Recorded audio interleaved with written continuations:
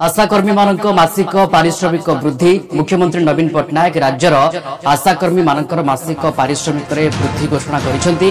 आशाकर्मी मासिक पारिश्रमिक 4500 टंकारु 7000 टंका को वृद्धि होछि।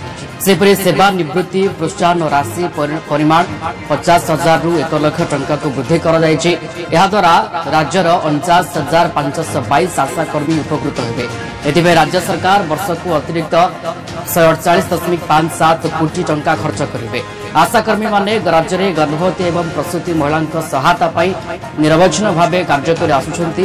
गर्भवती और प्रसूति महिला उद्दिष्ट विभिन्न सरकारी योजना संपर्क में से सफल भाव सचेतन कर सहित टीकाकरण एवं इंस्टीट्यूशनल डेलीवरी क्षेत्र में आशाकर्मी माने गुरु दायित्व वहन कर